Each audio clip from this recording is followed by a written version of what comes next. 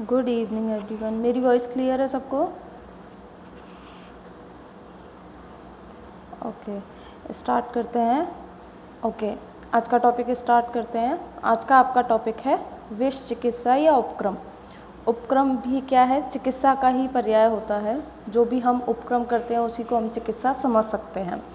तो ये जो टॉपिक है आपका, इसमें एग्ज़ाम में 10 मार्क्स का क्वेश्चन कई बार पूछा हुआ है। जो पिछली क्लासेस आप लोगों ने ली थी, मैंने पिछली क्लासेस में जो टॉपिक पढ़ाए थे उसमें हमने जो पॉइजनिंग का ट्रीटमेंट पढ़ा था वो किसके अकॉर्डिंग पढ़ा था? मॉडर्न वाला। अब हम बात कर रहे हैं ट्रीटमेंट की कि आयुर्वेद में क्या ट्रीटमेंट देते हैं विष के लिए।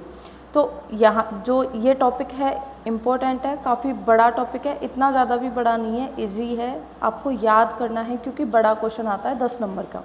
ठीक है, कुछ भी समझ में नहीं आए साथ ही साथ पूछ लेना। तो मैं स्टार्ट करती हूँ। सबसे पहले ये कोटेशन किसने दिया है? आचार्य चरक ने चिकित्सा स्थान के अंदर ये कोटेशन बताया है। तो ये जो कोटेशन है ये भी कोशिश कीजिएगा, आपको धीरे धीरे एक एक दो लाइन करके इसको याद करने की कोशिश कीजिएगा, क्योंकि अगर बड़ा क्वेश्चन आता है और आप ये कोटेशन लिख के आते हो तो बहुत अच्छा इम्पैक्ट जाता है। टोटल हम कितने उपक्रम की बात करेंगे इस टॉपिक के अंदर? 24 उपक्रम बताए जाते हैं किसके? विष की चिकित्सा के। जैसे हमने मॉडर्न के स्टेप पढ़े थे ट्रीटमेंट के, तो मॉडर्न ने 6 स्टेप बताए हैं कि पहले आप रिसक्सिटेशन करो, फिर अनएब्जॉर्ब पॉइजन को बाहर निकालो, फिर एंटीडोट दो, फिर एब्जॉर्ब को बाहर निकालो। इस तरीके से वो 6 स्टेप बताता है। ऐसे ही आयुर्वेद में विष की चिकित्सा के 24 उपक्रम का आचार्य चरक ने वर्णन किया है। हम एक एक उपक्रम की डिटेल में बात करेंगे कि कौन से उपक्रम में हमें किस प्रकार की चिकित्सा करनी है। तो सबसे पहले मैं कोटेशन एक बार पढ़ देती हूँ, आप लोग कोशिश कीजिएगा इसको याद करने की। अच्छा कोटेशन है। मंत्र, अरिष्ट, उत्कर्तन। सबसे पहले चिकित्सा करनी है हमें मंत्र चिकित्सा, फिर है सेकंड चिकित्सा है अरिष्ट, फिर थर्ड है उत्कर्तन, इसी तरीके से आगे निष्पीड़न, चूषण, अग्नि परिषेक, अवगाह, रक्त मोक्षण, वमन विरेक, उपधानानि, हृदय आवरण, अंजन नश्य, धूम चिकित्सा, लेह चिकित्सा, औषध चिकित्सा, फिर है उसके बाद प्रतिसारणम, प्रतिविषम। यहाँ भी एंटीडोट दे रहे हैं, वहाँ पे डायरेक्ट वो बोलता है यूज ऑफ एंटीडोट। हम भी एंटीडोट की जगह वही एक ही बात होती है, हम भी क्या दे रहे हैं? प्रतिविष दे रहे हैं। और संज्ञा स्थापन लेप। अगर व्यक्ति विष की वजह से मूर्छित हो जाता है तो उसको होश में लाने के लिए या फिर होश में बनाए रखने के लिए हम क्या देते हैं? संज्ञा स्थापन द्रव्य देते हैं। और उसके बाद है मृत संजीवन मेव। जो मर जाता है, जैसे आप लोगों ने सभी ने रामायण देखी होगी, उसमें जब लक्ष्मण जी बेहोश हो जाते हैं तो उसके लिए हनुमान जी संजीवनी बूटी जो लेके आते हैं, वही है ये मृत संजीवन अगध। मृत्यु की अवस्था में भी व्यक्ति को बचाने वाला एक अगध है आयुर्वेद में, जिसका नाम है मृत संजीवन अगध। तो इस तरीके से हम विष की क्या करते हैं? वहाँ पर चिकित्सा करते हैं। हम एक एक करके सारी चिकित्सा की बात करते हैं। सबसे पहली चिकित्सा है मंत्र चिकित्सा। तो इससे पहले आप लोग मुझे बताइए, आप चरक पूर्वार्ध के अंदर पढ़ के आए हो, आचार्य चरक ने कितनी प्रकार की चिकित्साएं बताई हैं? हिंट के तौर पे मैं बता देती हूँ, नहीं, मैं क्वेश्चन पूछ रही हूँ चैप्टर नंबर 11 अष्टत्रिक के अंदर आचार्य चरक ने 3 तरह की चिकित्सा बताई हैं। दैव्यपाश्रय चिकित्सा, युक्ति व्यपाश्रय चिकित्सा और सत्वावजय। 3 तरह की उन्होंने चिकित्साएं बताई हैं। कोई 2 भी बोल देते हैं, केवल दैव्यपाश्रय, युक्ति व्यपाश्रय। आचार्य चरक ने 3 तरह की बोल दी हैं। तो जो दैव्यपाश्रय चिकित्सा है उसके अंदर चिकित्सा आती है मंत्र चिकित्सा। उसके अंदर भी यही आता है, मणि, मंगल, होम, आहार, बल्य, उपहार, इस तरीके का कोटेशन है उसका दैव्यपाश्रय चिकित्सा का। तो मंत्र चिकित्सा है उसको आचार्य चरक ने किसके अंदर रखा है? दैव्यपाश्रय के अंदर। वैसे भी ये युक्ति व्यपाश्रय तो हो नहीं सकता, क्योंकि हम इस चिकित्सा के अंदर किसी भी औषध का प्रयोग नहीं कर रहे हैं। केवल क्या बोलते हैं, किसी को अगर स्नेक ने बाइट कर लिया है या किसी ने कोई पॉइजन ले लिया है, तो उसमें हम पहले के जो आचार्य होते थे या जो वैद्य होते थे वो स्टार्टिंग चिकित्सा की मंत्र से ही करते थे। आप लोगों ने देखा भी होगा, जैसे हम कोई भी पंचक्रम करवाते हैं, आप लोगों ने भागवत पढ़ी है, अष्टांग हृदय, उसके अंदर भी आचार्य ने क्या बोला है? आप अगर वमन करवा रहे हो तो उससे पहले आपको मंत्र बोलना है। तो आचार्यों ने कोई भी आप युक्ति व्यपाश्रय चिकित्सा भी करवा रहे हो, उससे पहले आपको दैव व्यपाश्रय के तौर पर मंत्र चिकित्सा करनी है, चाहे वो उपक्रम कोई सा भी हो, वमन हो, विरेचन हो, कोई भी उपक्रम हो सकता है, क्योंकि उससे उस उपक्रम का फल हमें अच्छा मिलता था, इसलिए आचार्यों ने मंत्र चिकित्सा का विधान बताया है। तो यहाँ पर मंत्र चिकित्सा के बारे में क्या बोला है, आयुर्वेद में दैव व्यपाश्रय चिकित्सा का वर्णन है, सबको पता है। मंत्र चिकित्सा भी दैव व्यपाश्रय चिकित्सा का ही अंग है, सच बात है, क्योंकि युक्ति व्यपाश्रय में हम औषध का यूज करते हैं, युक्ति लगाते हैं औषध के यूज के लिए। अब यहाँ पर मंत्र चिकित्सा कैसे करनी है, सर्प दंश होने पर दंश स्थान से 4 अंगुल ऊपर शिरा का बंधन मंत्रों द्वारा करना चाहिए। अगर स्नेक बाइट कर गया या कोई और पॉइजनिंग हो गई, उसमें भी मंत्र चिकित्सा कर सकते हैं, लेकिन स्नेक बाइट कर गया है उसमें क्या है, जहाँ भी बाइट किया है वहाँ से 4 अंगुल ऊपर हमें वहाँ पर क्या करना है, लाइगेचर करना है, सिरा का बंधन करना है। और कैसे करना है, मंत्र बोलते जाना है और वहाँ की सिरा का बंधन करना है। क्यों कर रहे हैं हम लाइगेचर, क्योंकि जिस वेन में उस स्नेक ने अपना पॉइजन छोड़ा है, अगर आप उसका लाइगेचर कर दोगे, उसको बांध दोगे, तो वो जो है आगे ब्लड फ्लो नहीं कर पाएगी, तो पॉइजन जो है पूरी बॉडी में नहीं फैल पाएगा। इनका मोटिव ये रहता है इसके अंदर। फिर सेकंड है अरिष्टा बंधन। अरिष्टा बंधन क्या होता है, एप्लीकेशन ऑफ टॉर्निकेट। टॉर्निकेट हम कब बांधते हैं, जैसे बहुत कॉमन है, कोई भी जैसे हमको ब्लड सैंपल लेना है तो हम टॉर्निकेट बांधते हैं, तो उसी तरीके का है अरिष्टा बंधन, उसी को क्या बोल रहे हैं आयुर्वेद में, अरिष्टा बंधन। जैसे सर्पादि विषैले प्राणी के काटने के बाद दंश स्थान के ऊपर कुछ भी बांध सकते हैं, रस्सी बांध दो, कोई कपड़ा लेके कपड़ा बांध दिया, द्वारा पट्टी बांधने की क्रिया को क्या बोलते हैं, अरिष्टा बंधन।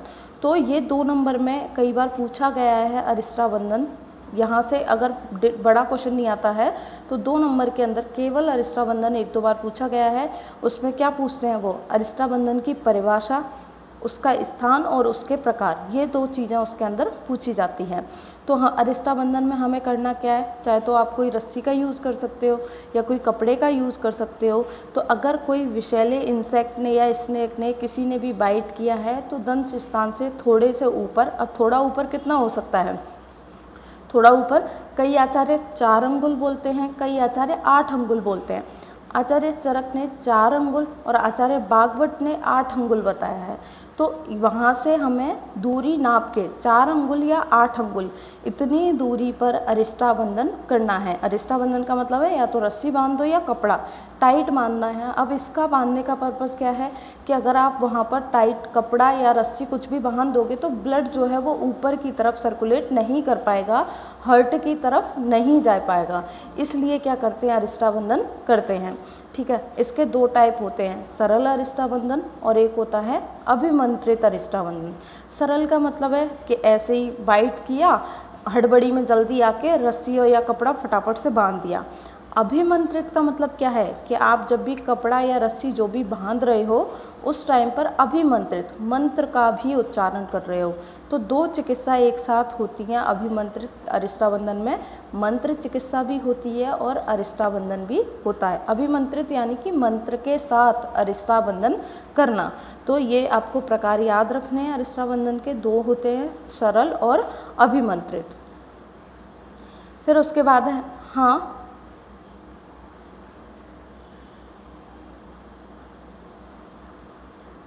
उसमें हम कपड़ा नहीं बांध रहे हैं, कहाँ लिखा है कि बांध रहे हैं, सिरा का बंधन, उस वेन का लाइगेचर कर रहे हैं, वहाँ पे कट लगा के उस वेन को बाहर निकाल के वेन को बांध देंगे, उस वेन को काट देंगे जिससे वो ऊपर सप्लाई नहीं करे। यहाँ पर कहीं भी नहीं लिखा है कि हम कपड़ा बांध रहे हैं, दोनों अलग अलग है। ठीक है, नेक्स्ट है उत्कर्तन। उत्कर्तन का मतलब है इंसीजन लगाना, इंसीजन और एक्सीजन। वहाँ पर जहाँ भी बाइट किया है, ये सारे काम आपने सुने भी होंगे क्योंकि गांव में ये बहुत कॉमन है, किए जाते हैं, जब भी सांप काट जाता है तो करते हैं लोग, आज भी करते हैं। उत्कर्तन में क्या होता है, दंश स्थान पर तीक्ष्ण शस्त्र द्वारा छोटा सा चीरा लगाते हैं, जहाँ भी बाइट किया है वहाँ से हल्का सा ऊपर या उसी जगह क्या करेंगे, ब्लेड से काट देते हैं, कट लगा देते हैं। अब वहाँ पे कट लगाने का पर्पज़ क्या है, जिससे कि जहाँ पे जैसे ही उसने काटा है तो उस ब्लड को आप काट करके बाहर निकाल रहे हो तो उस ब्लड के साथ पॉइजन सारा का सारा बाहर निकल जाए, ये रहता है इसको करने का मोटिव। तो उत्कर्तन में कर क्या रहे, दंश स्थान पर तीक्ष्ण शस्त्र द्वारा छोटा चीरा लगाकर रक्त के साथ विष को शरीर से बाहर निकालने की क्रिया को क्या कहते हैं, उत्कर्तन। लेकिन ये काम अगर आप हाथों हाथ कर रहे हो, जैसे कि अभी के अभी आपको तुरंत पता चल गया कि स्नेक ने बाइट किया है, तुरंत कर रहे हो तो ही ये इम्पैक्टफुल होगा, वरना कोई मतलब नहीं है। बाद में कट लगाने से तो आप उस पर्सन का पेन ज़्यादा बढ़ा दोगे, वरना कोई मतलब नहीं निकलता है कि आपने अगर थोड़ी सी भी देर कर दी, इतनी सी देर में तो पॉइजन पूरी बॉडी के अंदर फैल जाएगा ब्लड के थ्रू। तो तुरंत अगर करते हो तो उत्कर्तन कर सकते हो। तो इसका इंडिकेशन सर्प, विष और वृश्चिक दंश में हमें ये उत्कर्तन क्रिया करनी चाहिए, बाकी की में नहीं करनी चाहिए। निष्पीड़न का मतलब क्या है, निष्पीड़न में क्या कर रहे हैं, स्क्वीजिंग, निचोड़ करके बाहर निकालना, दबा करके बाहर निकालना। दंश स्थान पर दबाव देकर, अब देखो यहाँ पे भी रक्त को हम बाहर निकाल रहे थे, ठीक है, और इसमें भी निचोड़ के बाहर निकालेंगे तो ब्लीडिंग तो होगी यहाँ पर भी, लेकिन यहाँ पे हम चीरा नहीं लगा रहे हैं और यहाँ पे हमने चीरा लगाया है। अब दोनों को आपस में कंपेयर कीजिएगा। दंश स्थान पर दबाव देकर, जहाँ भी बाइट किया है वहाँ दोनों हाथों से जोर लगा करके दबाव दे करके स्क्वीज करके जो पॉइजन है उसको निचोड़ने की विधि को क्या कहते हैं, निष्पीड़न कहते हैं। अब पॉइजन ये है स्किन में, स्किन के साथ साथ वीनस ब्लड के अंदर भी होगा, तो उसमें क्या होगा, इसमें भी ब्लड बाहर आ सकता है। निष्पीड़न की क्रिया में ब्लड बाहर आ सकता है, लेकिन हम इसमें कट नहीं लगा रहे हैं। तो उत्कर्तन और निष्पीड़न दोनों अलग अलग है। उत्कर्तन में कट लगा के ब्लड को हम बाहर निकाल रहे हैं, निष्पीड़न में हमने कट नहीं लगाया है, सिर्फ उसको प्रेशराइज करके स्क्वीज करके हम उसको विष को बाहर निकाल रहे हैं। तो दोनों कंडीशन है, इसमें रक्त आ भी सकता है और नहीं भी आ सकता है, ठीक है। अब इसके लिए भी इन्होंने इंडिकेशन बताया है कि मर्म स्थान पर उत्कर्तन और निष्पीड़न दोनों ही क्रिया नहीं करनी चाहिए, क्योंकि उस विष को निकालने के चक्कर में अगर कोई सा मर्म विद्ध हो गया, मर्म स्थान पर कहीं पर जो है चोट लग गई, तो उस व्यक्ति को ज़्यादा नुकसान हो सकता है बजाय पॉइजन के। तो दोनों का इंडिकेशन है। वैसे भी मर्म स्थान पर हर तरह का कर्म करने का आचार्यों ने मना किया है, चाहे वो शस्त्र हो, शार हो, अग्नि कर्म हो, कोई भी कर्म मर्म स्थान पर नहीं करना चाहिए। तो इसमें भी हम क्या कर रहे हैं, शस्त्र का यूज़ कर रहे हैं, ये वहाँ पर नहीं करना है हमें। फिर है उसके बाद अगला है आचूषण, सकिंग। इसमें क्या करना है, जहाँ भी उसने बाइट किया है उस स्थान से हमें पॉइजन को चूस के बाहर निकालना है। अब उसकी भी कंडीशन बताई है कि आचूषण करते समय जो भी पर्सन है, जो पॉइजनिंग पर्सन है, उसके जो दूसरा पर्सन है, अटेंडेंट है, जो भी आचूषण करके विष को बाहर निकाल रहा है, उसको क्या करना है, मुंह में सूती कपड़ा भर लेना है। क्योंकि पता चले उसको तो बचा लिया लेकिन खुद मर गया, क्योंकि उसकी बक्कल कैविटी, बक्कल म्यूकोजा से भी कुछ पॉइजन एब्जॉर्ब अगर हो गया तो बेचारे की खुद की जान जोखिम में चली जाएगी। इसलिए क्या करना है, उसको मुंह में सूती कपड़ा भर लेना है। या फिर एक दो चीज़ें और बताई हैं आचार्यों ने कि मुंह के अंदर मिट्टी भर लेनी है, गीली मिट्टी भर लो या सूती कपड़ा भर लो, ऐसे करके बाद में आचूषण करना चाहिए। तो मुख द्वारा चूस कर दंश स्थान से विष को बाहर निकालना क्या है, आचूषण। और आचूषण में जो है सावधानी आपको याद रखनी है, या तो मुंह के अंदर सूती कपड़ा भरना है, या फिर एक और लिख लीजिएगा कि मुंह के अंदर मिट्टी भी भर सकते हैं। तो इस तरीके से हमें अगला पॉइंट जो हमारा आचूषण का है वो क्लियर होता है। फिर उसके बाद है दाह कर्म, कॉटराइजेशन। जहाँ पर भी दंश स्थान है, जहाँ पर भी दंश किया है, बाइट किया है, और वहाँ पर हम अरिष्टाबंधन नहीं कर सकते। देखिए क्या लिखा है इसमें, दंश स्थान ऐसे अंग पर हो जहाँ अरिष्टाबंधन नहीं किया जा सकता। मान लो ऐसी जगह स्नेक ने बाइट किया है कि वहाँ आप अरिष्टाबंधन नहीं कर सकते, नहीं वहाँ पे कोई भी रस्सी या कपड़ा कुछ नहीं बांध सकते, तो उस जगह हमें क्या करना है, दाह कर्म, कॉटराइजेशन करना है। अब कॉटराइजेशन से भी हम क्या करेंगे, जो भी वेनस है, जो भी वहाँ की ब्लड सप्लाई है, उसको क्या कर देंगे, हम कॉन्ट्रैक्ट कर देंगे, जिससे ब्लड आगे फ्लो नहीं हो पाएगा। तो उस स्थान पर सोना, चांदी व लोहे की गर्म शलाका या घी से जला दिया जाना चाहिए। जहाँ भी बाइट किया है उस स्थान को क्या करो, कोई भी शलाका ले लो, शलाका कैसी भी हो सकती है, सोने की, चांदी की, लोहे की, या शलाका नहीं है तो डायरेक्ट गर्म घी से वहाँ पे जला सकते हैं। और ये किस में करना है? त्वचा व मांसगत विष में दहन कर्म फायदेमंद होता है। अब किसी ने पॉइजन पी लिया तो उसमें तो दहन कर्म करके आप करोगे भी क्या, क्योंकि वो तो उसने इनटेक किया है, वो तो जीआईटी स्टमक से जाने के बाद पूरी बॉडी में फैल जाएगा। कहाँ कहाँ दहन कर्म करोगे? तो ये क्या है? स्थानिक चिकित्सा है। स्थानिक चिकित्सा का मतलब है कि जिस जगह बाइट किया है केवल उसी में आप इसे यूज कर सकते हो। किसी ने आभ्यंतर पॉइजन लिया है उसके अंदर आप दाह कर्म का यूज नहीं कर सकते। ठीक है, तो त्वचा व मांसगत विष में ही ये फायदेमंद होता है और किसी में नहीं होगा। जांगम विष में हम अग्निकर्म, कहने का मतलब है कि केवल हम जांगम विष में ही इसका यूज कर सकते हैं, स्थावर विष में इसका यूज नहीं कर सकते, क्योंकि स्थावर विष को तो क्या करेगा कोई भी पर्सन है वो माउथ से इनटेक करेगा, और जांगम विष में जो है उसको कोई स्नेक है या स्कॉर्पियो है वो बाइट करेगा। तो जिस स्थान पर बाइट कर रहा है उस जगह हम उसका दाह कर्म करवा सकते हैं। तो जांगम विष में अग्निकर्म करवाने के लिए आचार्यों ने कुछ इंडिकेशन दिए हैं कि जैसे अगर सर्पदंश हुआ है, सर्पदंश है, आपको पता चल गया है, तो कौन सी शलाका का यूज करना है? सोने या लोहे की शलाका से वहां पे जलाना है। और अगर बिच्छू का डंक है तो वहां पर हमें क्या करना है? गुनगुने तेल व घी और नमक के साथ वहां पे जलाना है, वहां शलाका का यूज नहीं करना है। तो सर्पदंश में शलाका का यूज करते हैं और बिच्छू दंश में जो है वो तेल या घी को गर्म करके वहां पे जलाना है। अलर्क विष, अलर्क बोलते हैं कुत्ते को, अलर्क विष में हमें किससे जलाना है? गुनगुने घी से जलाना है। तो ये कुछ दो अगर आप याद रख सकते हो ठीक है, वरना आपको जो डेफिनेशन याद हो या फिर इतना ही पता होना काफ़ी है कि शलाका से जलाते हैं या घी से जलाते हैं। किस में कैसे इतना डिटेल में जाने की वैसे कोई ज़रूरत नहीं है, लेकिन आपको याद रह जाए वेल एंड गुड। ठीक है, वर्ज्य, किस किस की पॉइजनिंग में इसको नहीं करना है? मंडली सर्प विष, मंडली सर्प विष, हम सर्प के प्रकार पढ़ेंगे। आचार्य चरक ने 3 प्रकार के सर्प बताए हैं, दर्वीकर, मंडली और राजीमान। जिसमें से क्या होता है, जो दर्वीकर सर्प जो होता है उसके काटने के बाद शरीर के अंदर वात का प्रकोप होता है, मंडली सर्प के काटने से पित्त का प्रकोप होता है और राजीमान सर्प के काटने से कफ का प्रकोप होता है। तो वर्ज्य यहाँ पर मंडली सर्प इसीलिए बताया है क्योंकि दहन कर्म उष्ण होता है और मंडली सर्प के काटने के बाद शरीर के अंदर पित्त बढ़ जाएगा। पित्त खुद उष्ण गुण के कारण यहाँ पे क्या है, उसको सीवियर सिम्टम आ सकते हैं डिहाइड्रेशन के। इसलिए जो पित्त प्रकृति का हो या जिसको रक्त पित्त हो रहा हो या जिसको अतिसार सिम्टम के तौर पर हो रहा हो और जिसको मंडली सर्प ने बाइट किया हो उसके अंदर हमें दाह कर्म नहीं कराना है। इन शॉर्ट आपको इतना सा ही याद रखना है कि पित्त प्रकृति में या पित्त के प्रकोपित होने से होने वाले विकारों के अंदर हमें दाह कर्म का यूज नहीं करना है। फिर उसके बाद है नेक्स्ट परिषेक। परिषेक में अब देखो ये सारा कर्म हमने जो है पिछला उतना कर लिया, उसमें हमने क्या कोशिश करी, उसमें हमने कोशिश की कि हम पॉइजन को बाहर बॉडी से निकाल सके किसी भी तरीके से। ठीक है, अब परिषेक में हम क्या कर रहे हैं, किसी को भी किसी ने बाइट किया है तो क्या होगा, उसको मूर्छा आएगी थोड़ी देर बाद, विष के प्रभाव से वो व्यक्ति क्या होने लगेगा, मूर्छित होने लगेगा।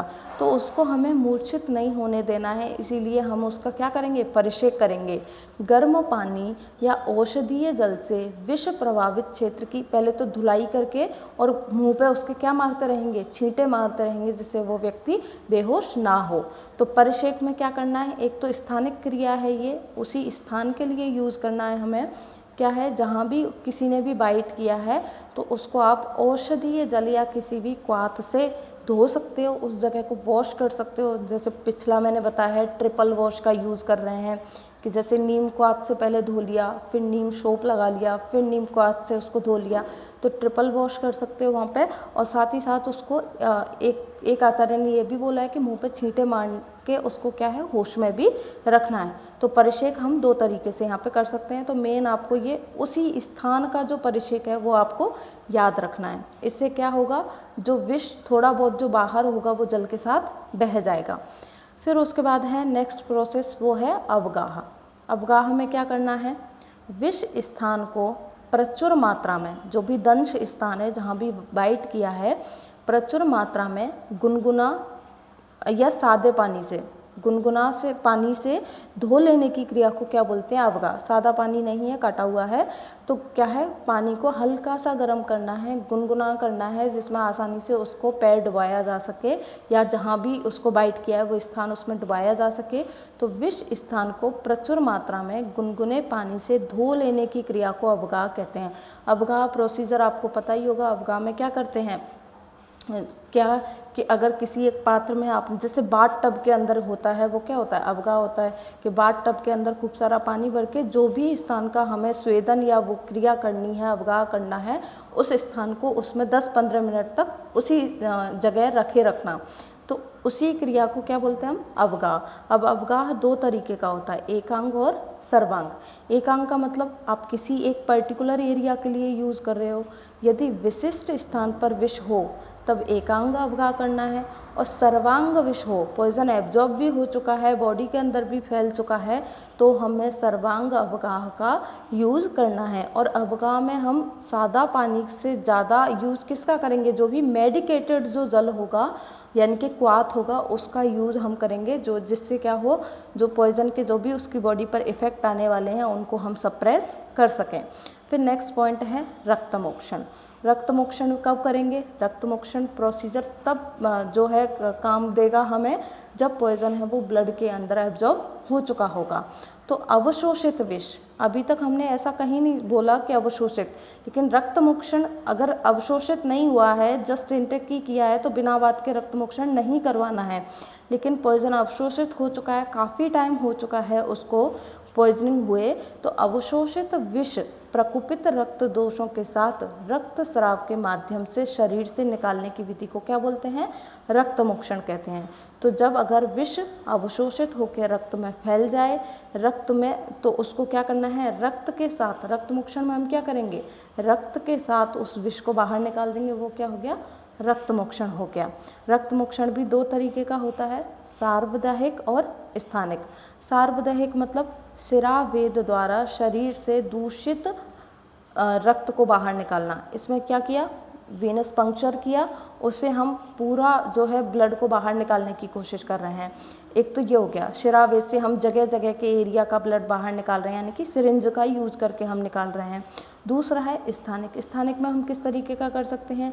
जलों का लगा के जहाँ जो भी दंश स्थान है वहाँ से दूषित ब्लड को बाहर निकलवा दो। श्रृंग, तो जैसे जलों का हम पित्त में यूज करेंगे, श्रृंग हम वात में यूज करते हैं, और अलाबू है वो हम कफ के अंदर यूज करते हैं। कफ दोषों के अंदर इस तरीके से रक्तमोक्षण को करवाया जा सकता है। तो जलौका श्रृंग द्वारा विशिष्ट स्थान से रक्त को बाहर निकालना तो हो गया स्थानिक रक्तमोक्षण, और सिरावेद के द्वारा जिस भी आप एरिया से निकाल रहे हो वो क्या हो गया? सार्वदेहिक हो गया। ठीक है। फिर उसके बाद निषेध, किस में रक्तमोक्षण नहीं कराना है? तो गर्भावस्था में, बालक में और वृद्धावस्था में। ये जनरली सारे प्रोसीजर के लिए निषेध ही होते हैं, चाहे वो वमन हो, विरेचन हो, कोई भी हो, इनके अंदर हमें नहीं कराना चाहिए। फिर आता है वमन। वमन के अंदर, या फिर जो वमन को मॉडर्न भी यूज करता है, मॉडर्न में भी मैंने आपको पढ़ाया था अनएब्जॉर्ब पॉइजन, तो वहाँ पे ये प्रोसेस हमने डिटेल में पढ़ा था। इंड्यूस्ड एमेसिस, जिसकी भी क्लासेस रह गई हों वो वीडियोस वापस देख ले, नहीं समझ में आए तो वापस से क्वेश्चन कर सकते हो। ठीक है। तो इसमें जो अपन वमन का यूज़ करते हैं मॉडर्न वाले, उसी को क्या कहते हैं? Induced emesis. क्या कर रहे हैं इसके अंदर? अनएब्जॉर्ब्ड पॉइजन को वामक द्रव पिलाकर बाहर निकालना।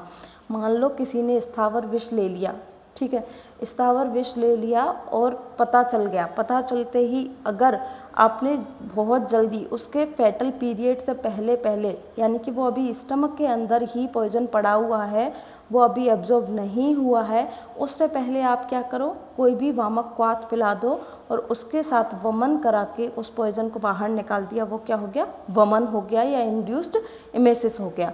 तो इसके अंदर हम क्या करते हैं? स्थावर विष, पहली बात तो स्थावर विष, क्योंकि इनटेक करके स्थावर ही ले सकता है जो है, और जांगम विष तो इनटेक कर नहीं सकता कि आज मन कर रहा है सांप का विष पी लेता हूँ या बिच्छू का विष पी लेता हूँ, ऐसा तो कोई करेगा नहीं। या तो कोई कुचला खाएगा या कोई वसनाप खाएगा, कोई ऐसी ही हरकत करेगा। ठीक है। तो स्थावर विष हो सकता है, या आमाशयगत विष में। आमाशयगत विष का मतलब क्या है कि अभी जो पॉइजन है वो आमाशय के अंदर ही पड़ा है और आप कैसे पहचान करोगे कि आमाशयगत विष है, इसका मैं लास्ट क्लास में आपको पढ़ा चुकी हूँ कि आमाशयगत के विष के लक्षण क्या होते हैं, पक्वाशयगत विष के क्या लक्षण होते हैं। तो लक्षण को देख करके आप पहचान कर सकते हो कोई पॉइजन आमाशय में ही है अभी या पक्वाशय के पहुंच चुका है, क्योंकि आमाशय और पक्वाशय के लक्षणों में थोड़ा सा डिफरेंस है।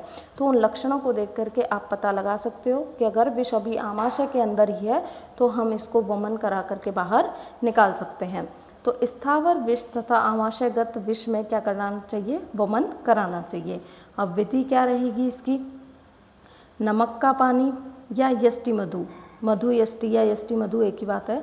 नमक का पानी या यष्टि मधु क्वाथ को रोगी को क्या करना है, हमें आकंठ पिलाना है, एकदम पिलाना है उसको, आकंठ गले तक आने तक उसे पिलाना है। और जब तक वमन ना हो उंगली से ग्रसनिका या फेरिंग्स का क्या करना है, उसको घर्षण करना है।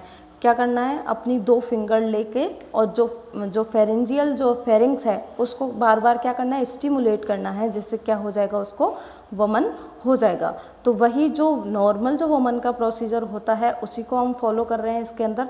लेकिन हमारे पास अभी इसमें इतना टाइम नहीं होता है कि जो वमन की विधि में बताया है कि रोगी को 1 दिन पहले आपको इतना गुरुहार खिलाना है, उसके अंदर कफ का प्रकोप कराना है, वो सारी प्रोसेस का टाइम नहीं है। यहाँ पे हमें डायरेक्ट वमन कराना है। वमन के पूर्व कर्म हम यहाँ पे फॉलो नहीं करेंगे कि वमन के पूर्व कर्म में क्या कराते हैं, पहले स्नेहन कराओ, स्वेदन कराओ, 1 रात पहले उसको हैवी खाना खिलाओ, ये सारा काम करने का टाइम अपने पास नहीं होता है।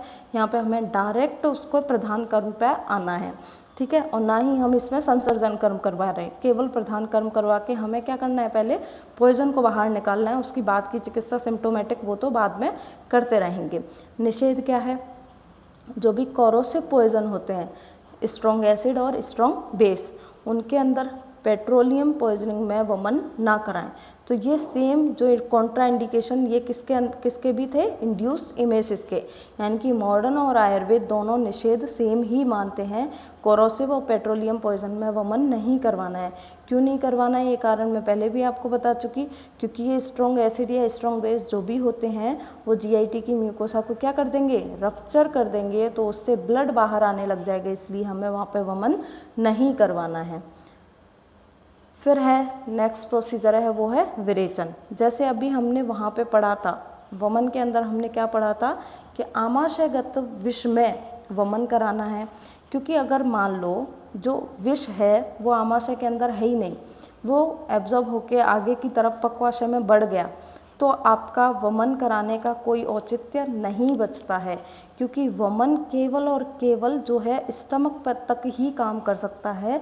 वो आमाशय में जो भी चीज़ें होंगी, आमाशय का जो भी कंटेंट होगा उसी को ही बाहर निकाल सकता है। ऐसा नहीं हो सकता कि वो पक्वाशय के का भी जो भी कंटेंट है उसको भी मुख से बाहर निकाल दे, ऐसा वमन की प्रोसेस में पॉसिबल नहीं है। तो अगर पॉइजन स्टमक में है ही नहीं, तो ऐसा तो है नहीं कि फिर हम आगे कोई ट्रीटमेंट ही नहीं कर रहे, तो फिर हमें आगे क्या करना है, हमें करवाना है विरेचन। क्योंकि विरेचन क्या किस पे काम करता है, पक्वाशयगत जो दोष होते हैं उन पे क्या विरेचन काम करता है। तो पित्त प्रकोपित विष में या फिर कोष्ठगत बोले तो पक्वाशयगत में क्या कराना है, हमें विरेचन कराना है। क्योंकि पक्वाशय का सबसे पास वाला मार्ग कौन सा होगा, गुद मार्ग होगा, ना कि मुंह के द्वारा। तो हमें इसके अंदर विरेचन करवाना है। और विरेचन की विधि क्या रहेगी, इसमें आरगवध, तीव्रत, ये सारे विरेचक होते हैं। आरगवध हो गया, तीव्रत हो गया और त्रिफला चूर्ण के, ये तीनों को लेकर के क्या करना है, हमें क्वाथ बनाना है तीनों का। तो तीनों के 200 ml क्वाथ के साथ इच्छाभेदी रस, आप रसशास्त्र के अंदर पढ़ के आए होगे, इच्छाभेदी रस। इच्छाभेदी रस कितना देना है हमें, 125 mg या 1 रत्ती देना है, ठीक है। तो ये आप पढ़ के आए होगे। इच्छाभेदी रस किसका होता है, कोई बताएगा? आप अभी पढ़ के आए हो रसशास्त्र के अंदर, किसका योग है ये,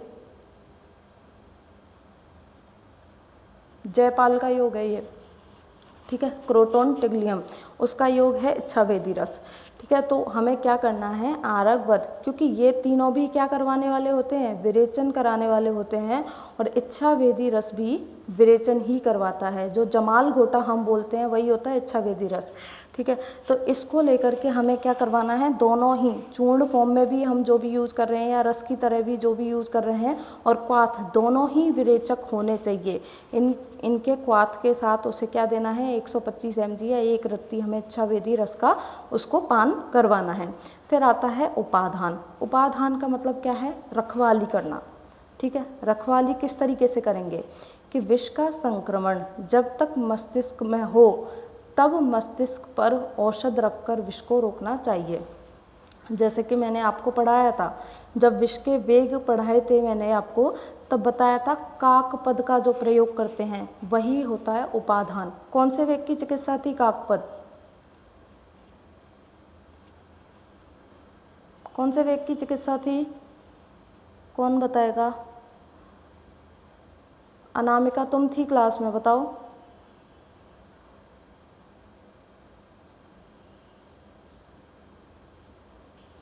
कोई भी आंसर नहीं कर रहा है, अभी पढ़ा है 2 दिन पहले ही। सप्तम वेग की चिकित्सा में हम काकपद का यूज कर रहे थे, अभी याद आ रहा हो सब लोगों को तो।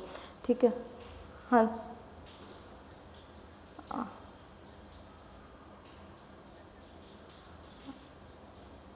बिल्कुल, एग्जैक्टली वही, उसी की बात कर रही हूँ, वो थी सप्तम वेग की चिकित्सा।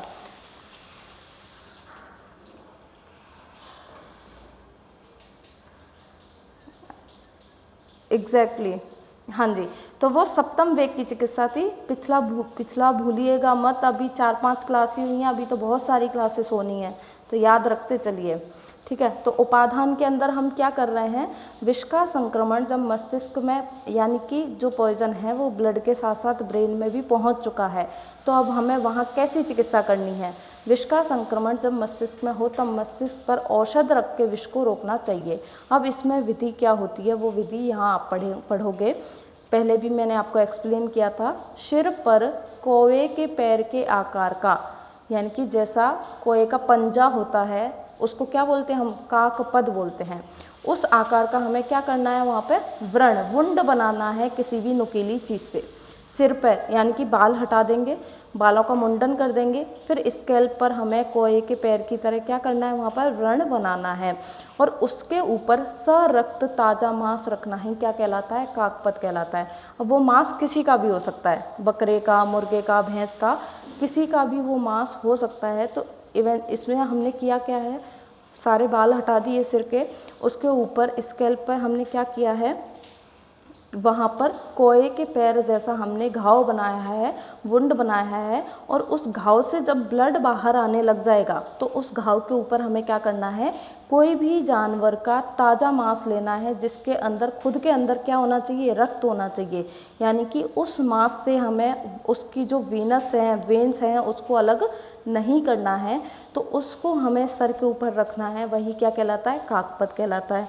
अब इसमें रखने का फ़ायदा क्या है, इसमें रखने का फ़ायदा ये है कि काकपद बनाकर बकरा, मुर्गा, भैंस का मांस सिर पर रखें और रक्त में व्याप्त विष मांस में चला जाता है। तो जो भी हमारे सिर में जो भी विष होगा वो रक्त के थ्रू कहाँ आ जाएगा, उस मांस के अंदर एब्जॉर्ब हो जाएगा। तो इस तरीके से हम मस्तिष्क में उपस्थित विष की क्या करते हैं, चिकित्सा करते हैं, और उसी क्रिया को क्या कहते हैं, उपादान कहते हैं।